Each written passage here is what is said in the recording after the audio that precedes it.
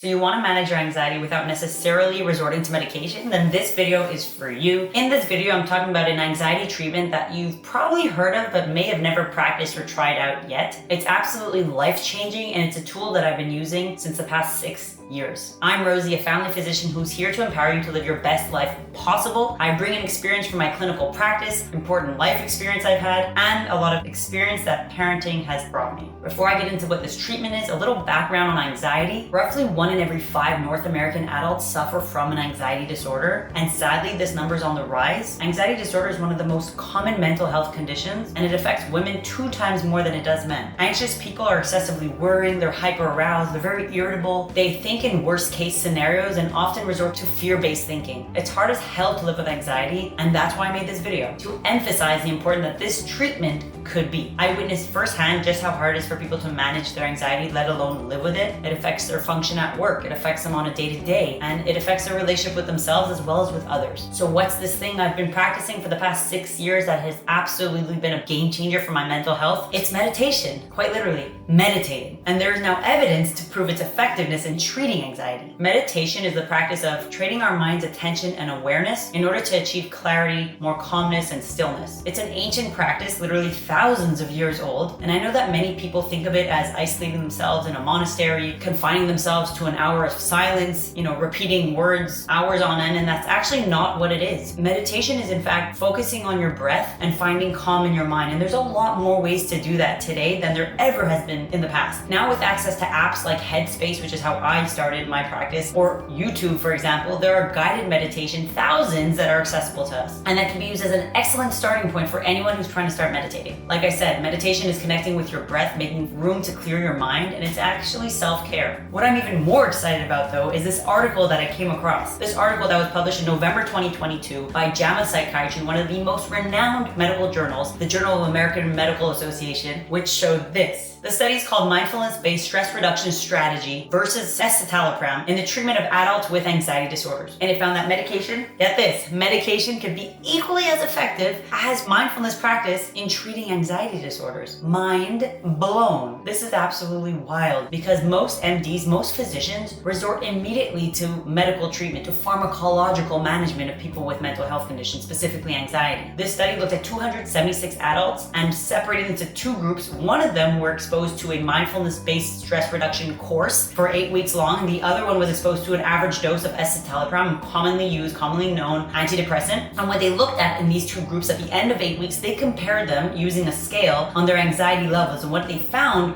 was that they were equivalent in their progress in their anxiety at the end of these 2 treatment strategies. So the mindfulness-based practice was not inferior to an antidepressant that we commonly prescribe. This to me is fascinating, and although I don't think that meditation is sufficient for everyone with anxiety disorder, I don't think that everyone can be treated with meditation alone, and a lot of people still do require medication. I think it's an important place to start at, whether you have anxiety or not, in order to find that calm, to find that peace, and to actually focus on your mental health, even if it's in a preventative way. I want to share a little story about how meditation actually changed my life. In 2017, I was deep into my residency program. I was working day shifts, night shifts. I was living in an apartment with my husband, and I was studying intensely for my licensing exams. My father was in and out of the hospital at the time. It was a busy time in my life, and I wasn't handling things super well. I was overwhelmed, overworked, and I needed an alternative. And I didn't know where to look to find calm. I didn't quite need medication, but I needed an alternative. I would exercise, but the effects would not be lasting on the day-to-day stress that I experienced. I felt like I was gonna collapse. I was overwhelmed. So I turned to meditating because I figured if I'm counseling patients on trying meditation, there must be some kind of benefit. I started by using an app, Headspace. My first subscription was paid for by my husband at the time, which was an excellent gift, and I strongly recommend it if you're looking to give someone something. It was hard at first. To be honest, it was actually frustrating that I couldn't just clear my mind and focus on my breath, that 3 minutes, 5 minutes, even 2 minutes were a serious challenge for me. But as I repeatedly did it, almost like anything in life on a day-to-day basis, the benefits were so obvious, and I noticed a ripple effect in my day-to-day. I can go deeper on this in another video if you guys are interested on how meditation has tangibly translated into making me a better person, a better wife, a better friend, a better parent. I'm better at managing my stress. Comment below if that's something you'd be interested in. As a family doctor, roughly roughly 30% of my practice is treating mental health conditions, whether that be anxiety disorders like social anxiety, generalized anxiety, PTSD, depression, or others. And I treat many of my patients with medicines, but I also always discuss alternative treatments that they are in control of. These options are like self-help methods, like self-help books, mindfulness practices like journaling or meditation. And I'm gonna link below some of my favorite, most recommended books for self-help. Why do I do this? Because as thinking human beings, we have the power to judge, to assess, and evaluate situations, and to act according to the information we take in. So we can evaluate our feelings, write them out, understand them, feel them, and then act accordingly. How do we want to change our lives in respect to those feelings that we're recognizing? One of the main things that set humans apart from animals is our capacity to reason, introspection. I think this is a really powerful tool, and I think it's something that everyone should consider. Like I said, whether you have an anxiety disorder or not, I think it's wonderful that the evidence shows that it could be effective for treating anxiety, equivalent to medication for certain people with mild to moderate anxiety. I'd love to hear what you guys think about this video. If you made it this far, thanks for being here. I'd love to hear what you want to hear more of, and subscribe to my channel if you want to hear more about how to build your best life possible. Remember that you are your greatest investment, and compound interest pays off.